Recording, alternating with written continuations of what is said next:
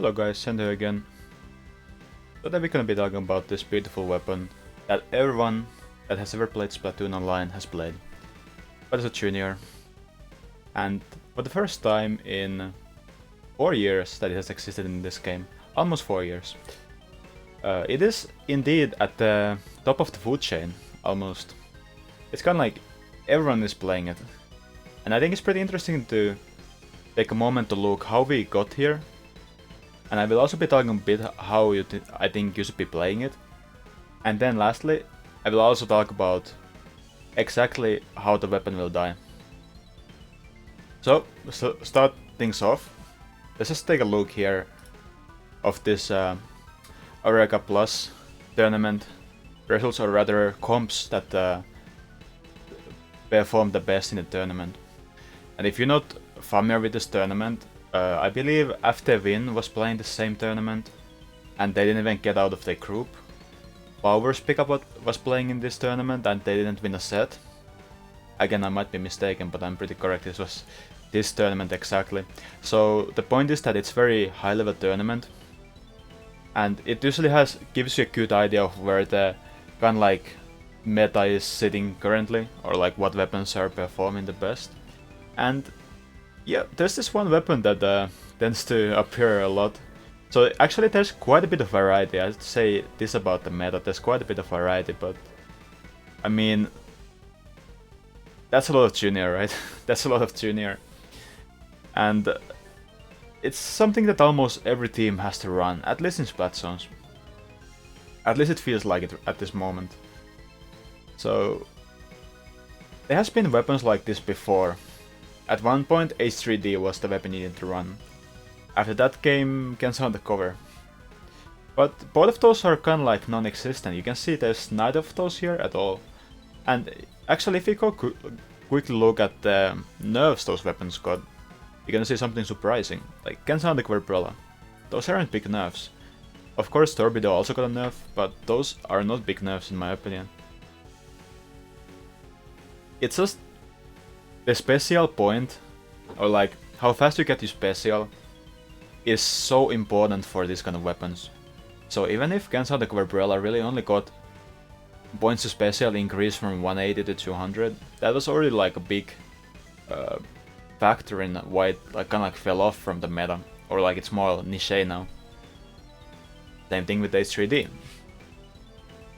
Those aren't big nerfs, but points to special 190, 200, 200, 210, 210, 220, and it's gone. So of course there's also this change to main power up as well, but the biggest thing that pushes these metas, it pushes these weapons down in the food chain or whatever, is how fast they get their armor. And this has been something that's been kind of like with us during the whole Splatoon 2, that there's always been sort of like armor spam that's been very strong. And we're gonna talk in a bit why armor spam is kind of like in a special place almost compared to any other weapon in the game. But pretty much when you take away all the alternatives enough, then whatever's left is gonna be rising to the top. So there isn't so many armor weapons in the first place in Splatoon. So there's only so many of them they can be nerfing, and then we're gonna have some really weird stuff if armor is strong enough to play. So here we actually see all the armor weapons in the game, so you can see we had Trislicer meta, we had Sap meta, we had H3 also knows D meta, now we have in Junior meta. So there isn't so many weapons anymore. We have Genso the Cover Umbrella meta. So how many is there left even? Now Dynamo 96. There isn't so many weapons anymore that they can nerf. So that's actually pretty interesting. But yeah, there's a lot of specials in Splatoon. I think it's pretty interesting to think about why armor is such a special case, in my opinion. I think armor is something that's global in a way that no other special is. So think about it this way. When I'm getting my armor and I use it, it doesn't matter where my teammates are, they're still getting the same benefit. So I use it here, my teammate here gets it, my teammate here gets it, my teammate here gets it. So everyone is benefiting from this special, no matter where they are. And I even made a tweet saying, okay, maybe armor is you know, maybe it's not even better designed than Bubble was in Splatoon 1. If you don't know Bubble, you can't get killed when you have Bubble, and you can share your Bubble, but you can only share with people that are next to you. So if we are pushing together and I use Bubble, then my teammates next to me get it, but my teammate flanking here doesn't get it. So that's very different utility in my opinion, and with armor they went kind of like the opposite direction. And at the same time you have armor, and you know, when I go for armor and I use it, and I can already use my main weapon. This is probably like the fastest special that lets you do this, like use a special and then you're like free to use your main weapon. So that again is very strong, since you know, I'm not locked in using my special, so that's always something that was to consider about, say, Stingray or missiles or whatever. Those specials need you to be stuck with using the special for a moment of time, and with armor there's nothing like that. So I think that's a big reason why armor has always kinda like been with us, why armor always been among the strongest specials, just simply because there's nothing else like it. And there's always like good to have like, or has been good to have like one player kind of like playing more support, like helping two frontline players go in and get kills. Well, armor is the perfect special for this, right? Like, I can use my armor, I can paint if need be, I can help push with my front lines. It's just like the flexibility of it is like nothing else. And yeah, right now the weapon that gets armor the fastest happens to be Junior. So that's not alone enough to make it, you know, be strong. Like, just pumping out armor is not strong enough. But Junior is kind of like balanced all around there, and this is gonna tie up to how you should be playing the weapon. But it's kind of like all around there. The main weapon is, while nothing amazing, it's fine. You can get some kills with it sometimes. Sub weapon is good to back up some aggressive plays, and the armor we already talked about. But I think what some people get wrong about this weapon is that they try to play too close to how they would play, kind of like Ken Sonic or Umbrella say. So just take a look at this game style for a moment. Like, do you think what does this make you think? What does this make you feel? This kind of playstyle here, isn't it weird? Like, is this really how you should be playing the weapon? After all, we don't have a torpedo, we have a splat bomb.